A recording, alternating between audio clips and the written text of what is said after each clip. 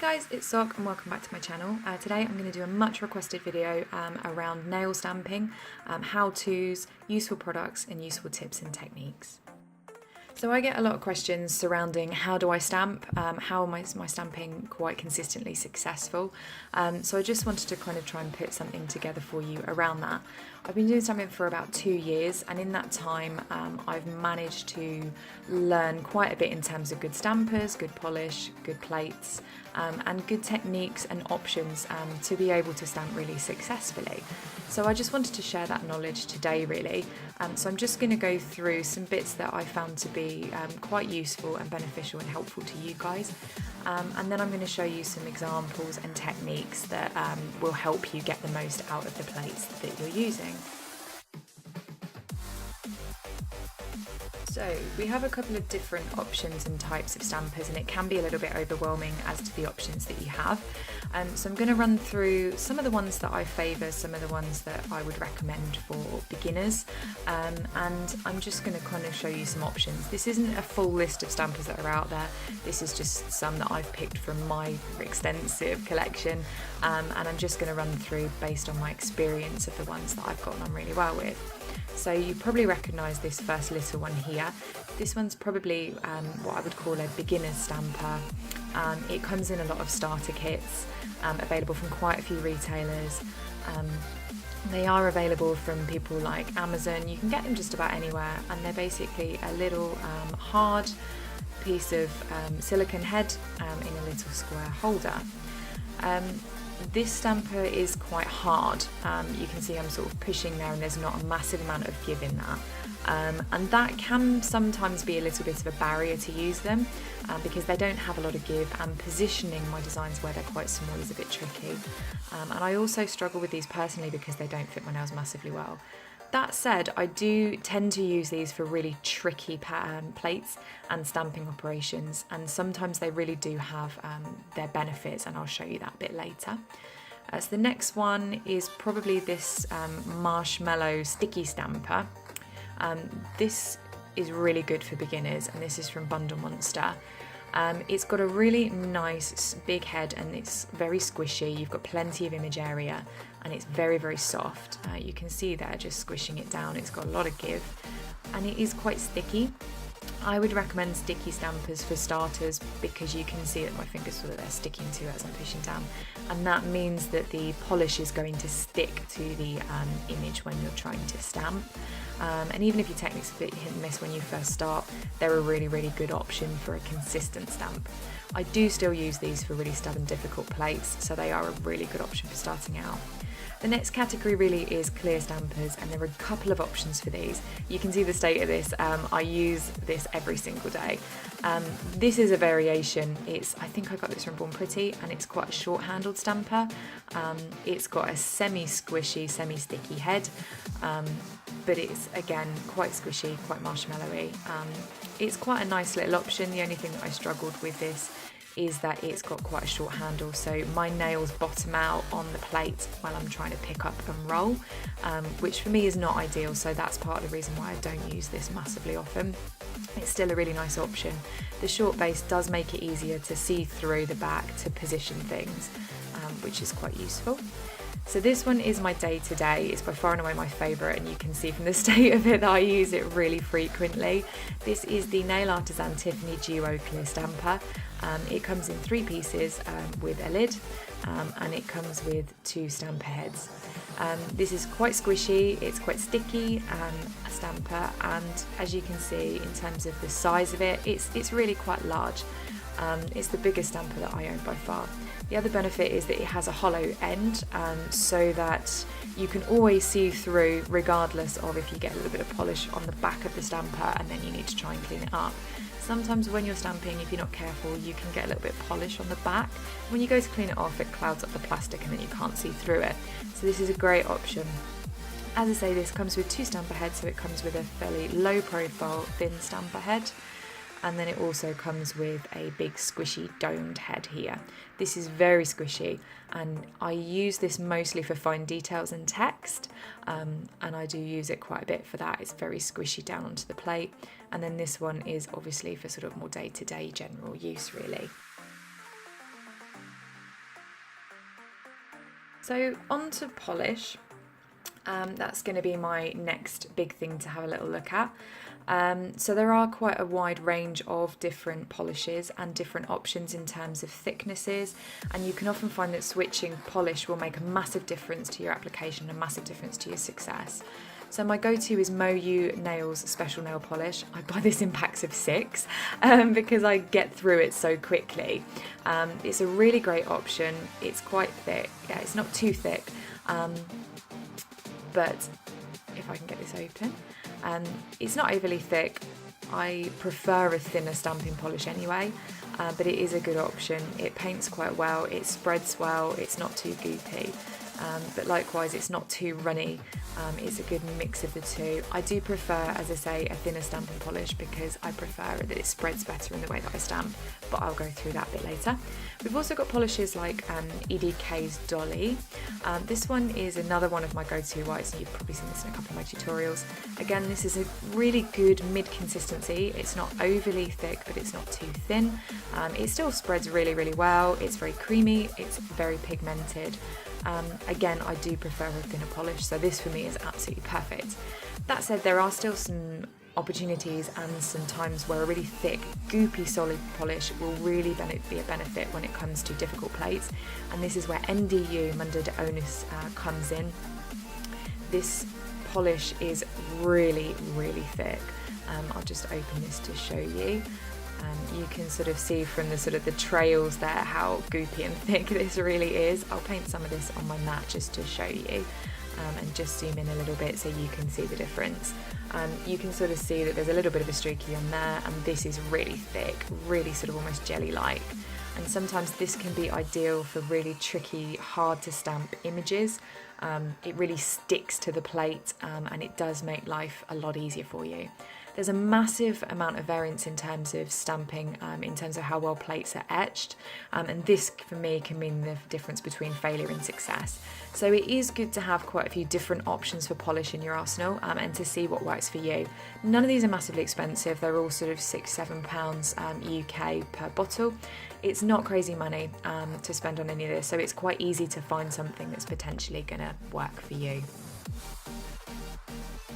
So on to plates, I'm just going to show you some examples. So to start with, this is the Uberchic Unicorn Love Plate, and this is a really great example of a large plate.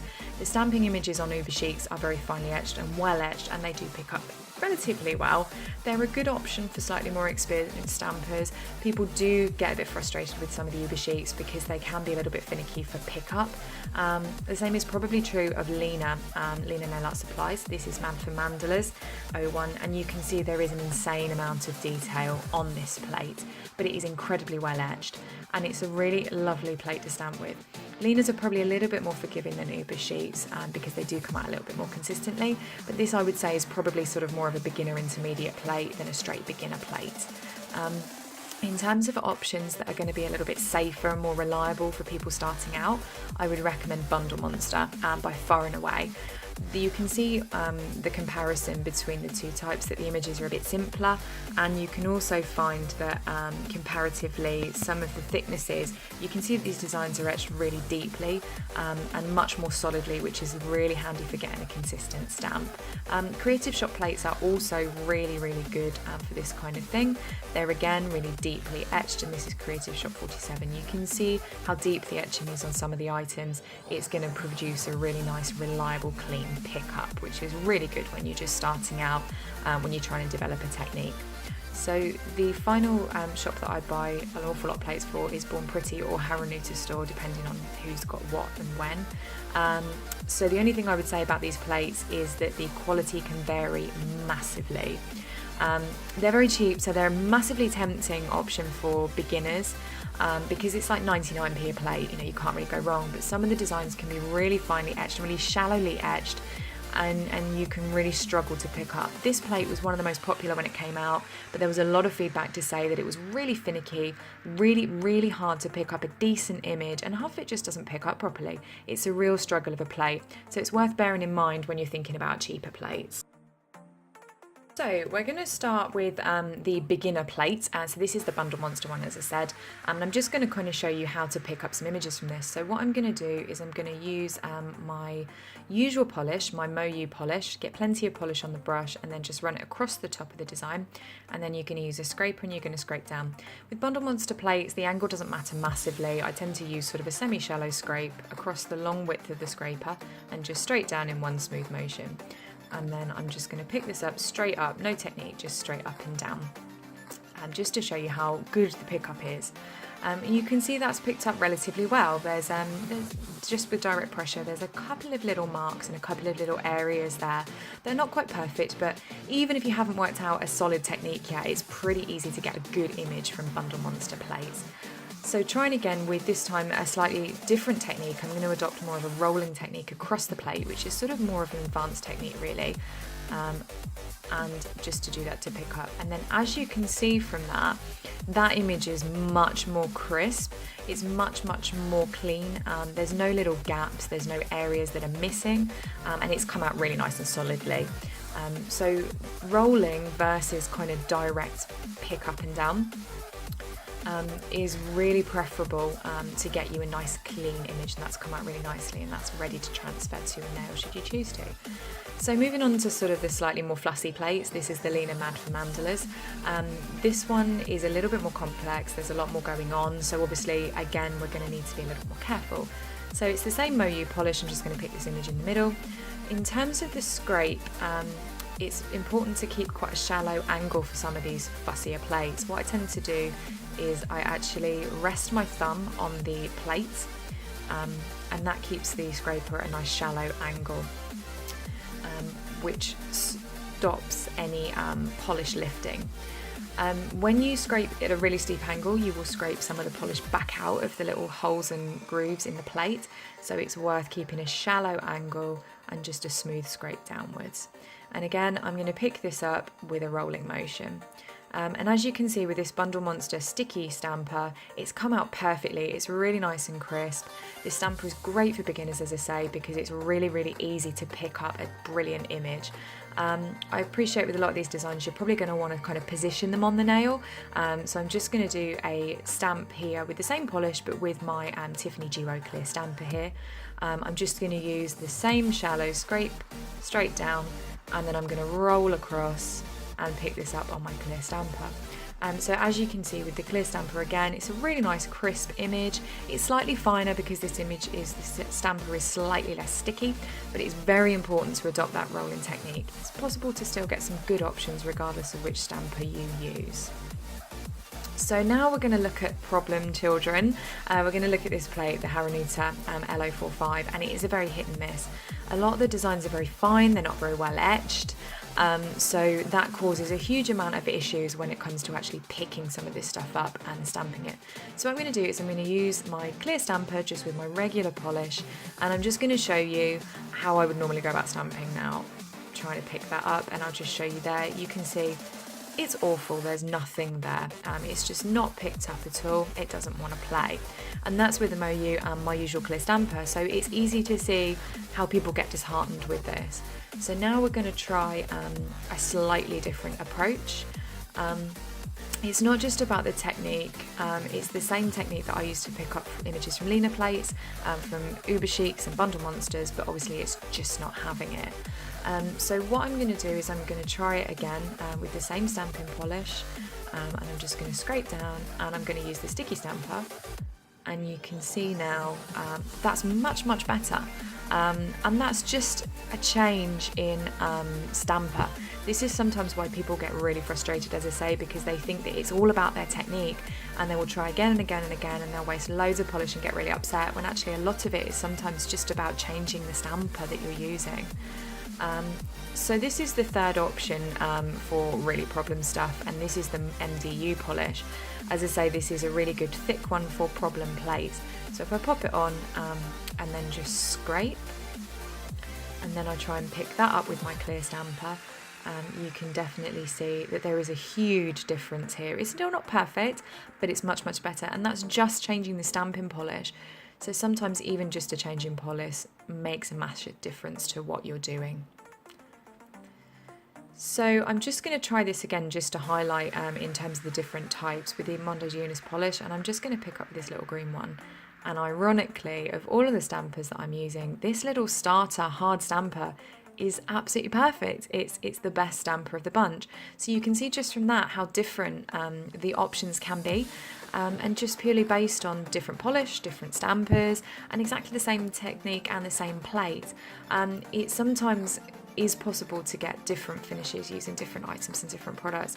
My suggestion to you guys is definitely to experiment and have a play and see what you can come up with. It's really, really important to just have fun with it and just experiment, and there is no right or wrong to stamping, so just, you know, see what you come up with, and definitely don't get disheartened if the first time you try it doesn't come out quite right. That's part of the experience, it's part of the journey, and it's part of what makes the whole nail art process so interesting. There are so many variations and so many options. The most important thing is just to keep trying until you get it right. So I really hope that this video has been instructional, and I really hope this video, despite being a little bit jumping all over the place, has been kind of useful for you guys in kind of dispelling some of the myths around stamping techniques and the difficulty of stamping. As always, if you've got any comments, queries, suggestions, or you need any more help, please do drop me a comment down below. And if obviously you are inspired to try any of my designs or try any stamping off the back of any of my videos, please do tag me on Instagram. I would love to see your creations. And if you enjoyed this video, please do consider giving me a like and a subscribe. And I will see you guys in the next one. Bye!